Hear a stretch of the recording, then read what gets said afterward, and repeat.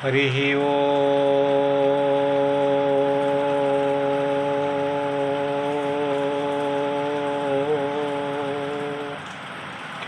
नमः मातापितृभ्यां नमो गुरुभ्यो गुरुपादुकाभ्य ॐ नमो भगवते वासुदेवाय।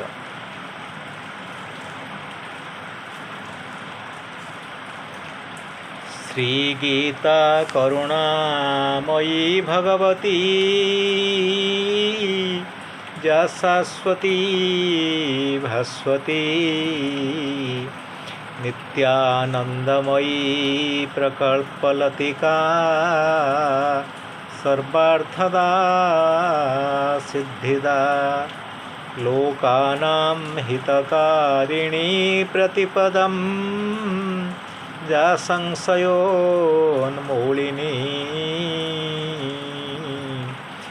योगानां फलदायिनी बहुगुणयी कल्याणदा मातृका ज्ञान विज्ञान योगाख्या वेदांत तत्वपूरिता सर्वलोकोपकाराय गीता राजति सर्वथा। श्रीमद् भगवद गीता विश्व साहित्य रे एक अनवद्य उपादेय ग्रंथ। जाति धर्म वर्ण निर्विशेष ताहार आदर रही। पृथ्वीर प्राय प्रत्येक भाषा रे श्रीमद् भगवद गीतार अनुवाद होई। आनंदर कथा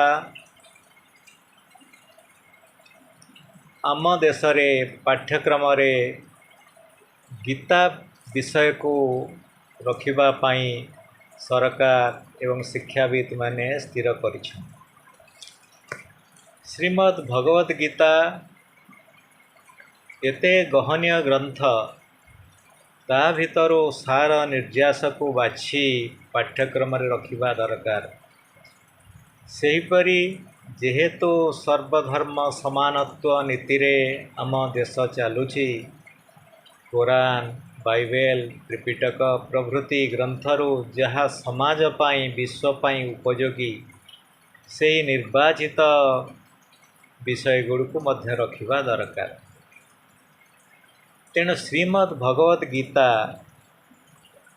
संक्षेप रे आमे ताहाको गीता बोली कहू। गीतार महात्म्य वर्णना करिबा पाई गवेषक माने साधु महात्मा माने कुंठाबोध करिसेंती, अर्थात प्रकाश करिबा पाई समर्थ नुहंती बोली कहंती। साधारणतः गीता कहिले आमे बुझू धृतराष्ट्र नामक जणे अत्यंत बलशाली संतान मोहग्रस्त वास्तविक शरीर रे और कर्तव्य रे अंध राजा तांकर संदेहात्मक प्रश्नर उत्तर देवाकू जाइछंती जणे सारथी बा गाड़ी चालक। तांकर नाम संजय। संजय निजर निष्ठा और सामर्थ्य बल रे कुरुक्षेत्र युद्ध प्रांगण रे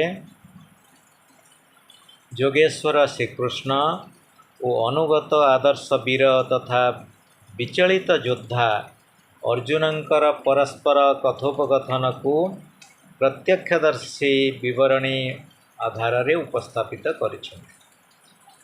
गीता वर्तमान 700 श्लोकर एक समाहार।